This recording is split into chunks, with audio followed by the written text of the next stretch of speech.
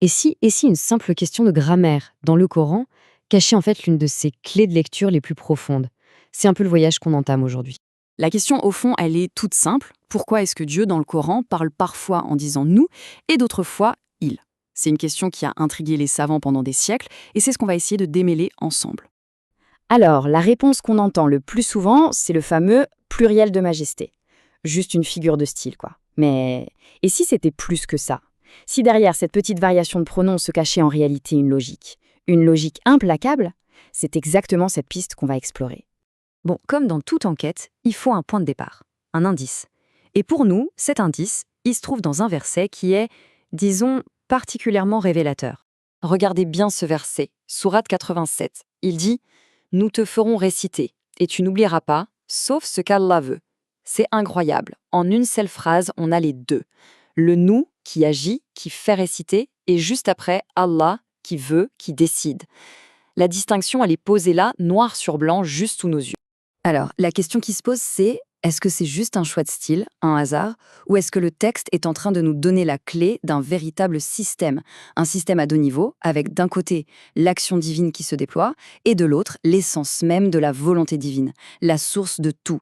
Et c'est ça qui nous amène à proposer un modèle, une sorte de grille de lecture qui pourrait potentiellement tout expliquer. L'idée, c'est d'associer chaque pronom à un domaine action qui lui est propre. Voilà le cœur de l'idée. C'est simple.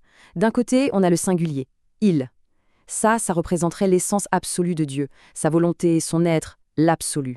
Et de l'autre côté, on a le pluriel, nous. Ça, ce serait le niveau opératoire, la manière dont cette volonté s'applique concrètement dans le monde, la création, la révélation, l'action. Et là, tout s'éclaire. Le singulier, il, ce serait donc réservé à la volonté ultime, au savoir total et caché, au verdict final, le niveau de la décision pure. Et le pluriel, nous, eh bien ce serait pour l'exécution, la transmission de la révélation, la gestion du cosmos, l'enregistrement des actes. Bref, on passe d'une explication un peu vague de figure de style à une véritable logique fonctionnelle. C'est beaucoup plus précis. Ok, mais une belle théorie, c'est bien. Encore faut-il qu'elle tienne la route. Il faut la mettre à l'épreuve, la stress-tester comme on dit. Et c'est ce qu'on va faire maintenant, en la confrontant aux verbes les plus critiques, ceux qui touchent au cœur même de l'action divine. Si le modèle résiste à ça, alors là on aura quelque chose de vraiment solide. Premier test, et sans doute le plus important, le verbe vouloir, sha'a. C'est simple. Si notre modèle est correct, la volonté divine ultime, fondamentale, ne devrait jamais être exprimée avec nous. Et le résultat, il est sans appel. Des Allah veut ou il veut, on en trouve partout dans le Coran. Mais est-ce qu'on trouve nous voulons pour exprimer cette volonté première? La réponse est non. Jamais. Introuvable. Premier test, réussi. Allez, on continue. Deuxième test. Un peu plus subtil cette fois. Le verbe savoir, ya'lamu. Et là, attention, ça se complique un peu. Parce que oui, on trouve des formes au pluriel, des nous savons.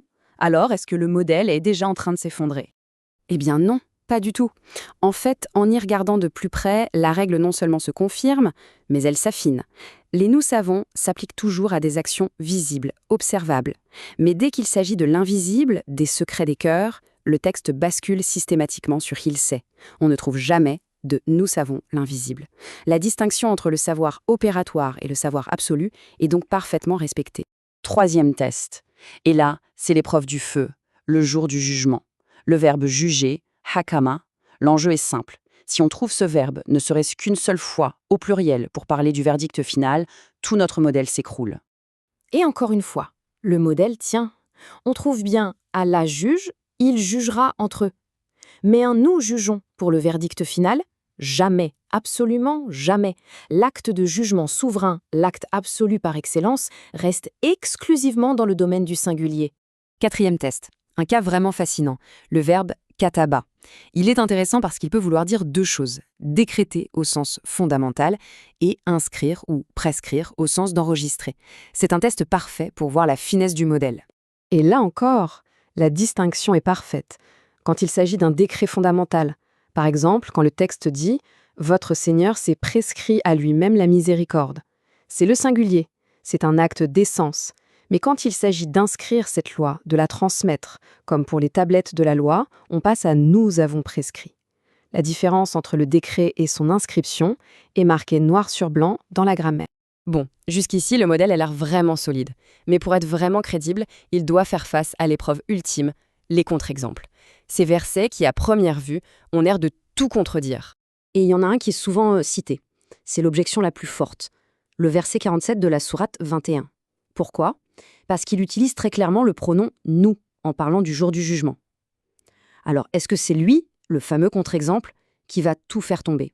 Le verset dit « Et nous placerons les balances de justice pour le jour de la résurrection, et nous suffisons pour faire les comptes. » Le « nous » est là 2 fois. C'est incontestable.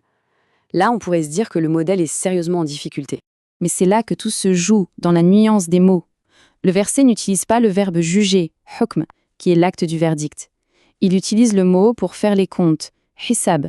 Il ne parle pas du verdict final, mais du processus qui y mène, la comptabilité, le calcul, la pesée des actes.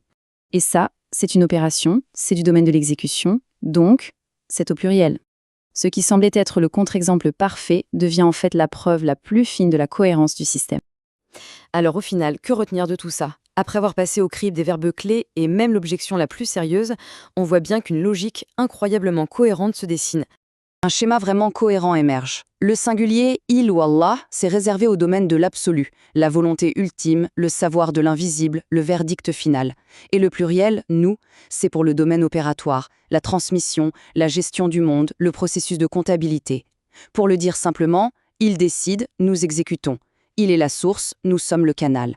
C'est une architecture grammaticale d'une précision assez remarquable. Et ce qui est puissant avec ce modèle, c'est qu'il est falsifiable, c'est-à-dire qu'on peut prouver qu'il a tort. Le défi est donc lancé. Il suffirait de trouver un seul verset, un seul, clair et sans ambiguïté, où « nous » serait utilisé pour l'un de ces 3 domaines absolus. Un « nous voulons » au sens ultime, un « nous connaissons l'invisible » ou un « nous jugeons » pour le verdict final.